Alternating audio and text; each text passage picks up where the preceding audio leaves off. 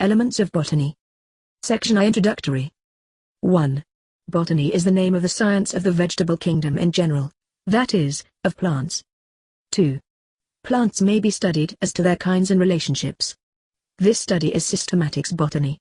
An enumeration of the kinds of vegetables, as far as known, classified according to their various degrees of resemblance or difference, constitutes a general system of plants.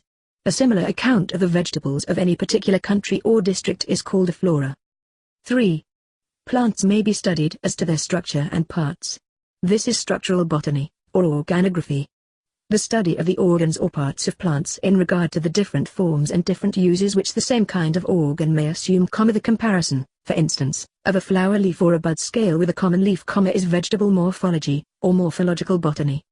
The study of the minute structure of the parts, to learn by the microscope what they themselves are formed of, is vegetable anatomy, or histology. In other words, it is microscopical structural botany. The study of the actions of plants or of their parts, of the ways in which a plant lives, grows, and acts, is the province of physiological botany, or vegetable physiology. 4. This book is to teach the outlines of structural botany and of the simpler parts of the physiology of plants, that it may be known how plants are constructed and adapted to their surroundings, and how they live, move, propagate, and have their being in an existence no less real, although more simple, than that of the animal creation which they support.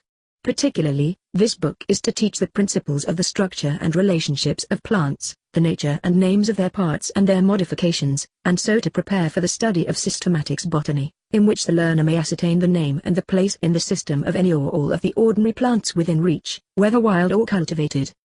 And in ascertaining the name of any plant, the student, if rightly taught, will come to know all about its general or particular structure, rank, and relationship to other plants.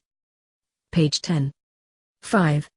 The vegetable kingdom is so vast and various, and the difference is so wide between ordinary trees, shrubs, and herbs on the one hand, and mosses, molds, and such like on the other, that it is hardly possible to frame an intelligible account of plants as a whole without contradictions or misstatements, or endless and troublesome qualifications. If we say that plants come from seeds, bear flowers, and have roots, stems, and leaves, this is not true of the lower orders. It is best for the beginner, therefore, to treat of the higher orders of plants by themselves, without particular reference to the lower. 6.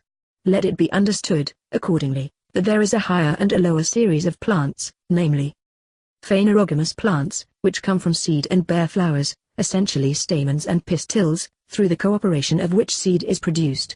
For shortness, these are commonly called phanerogams, or phanogams, or by the equivalent English name of flowering plants. 1. Cryptogamous plants, or cryptogams, come from minute bodies, which answer to seeds, but are of much simpler structure, and such plants have not stamens and pistils. Therefore they are called in English flowerless plants. Such are ferns, mosses, algae or seaweeds, fungi, etc. These sorts have each to be studied separately, for each class or order has a plan of its own. 7.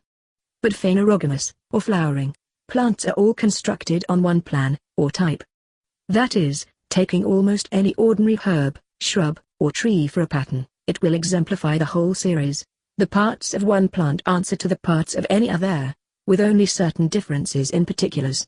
And the occupation and the delight of the scientific botanist is in tracing out this common plan, in detecting the likenesses under all the diversities, and in noting the meaning of these manifold diversities. So the attentive study of any one plant, from its growth out of the seed to the flowering and fruiting state and the production of seed like to that from which the plant grew, would not only give a correct general idea of the structure, growth, and characteristics of flowering plants in general, but also serve as a pattern or standard of comparison. Some plants will serve this purpose of a pattern much better than others. A proper pattern will be one that is perfect in the sense of having all the principal parts of a phanerogamous plant, and simple and regular in having these parts free from complications or disguises. The common flax plant may very well serve this purpose. Being an annual, it has the advantage of being easily raised and carried in a short time through its circle of existence, from seedling to fruit and seed.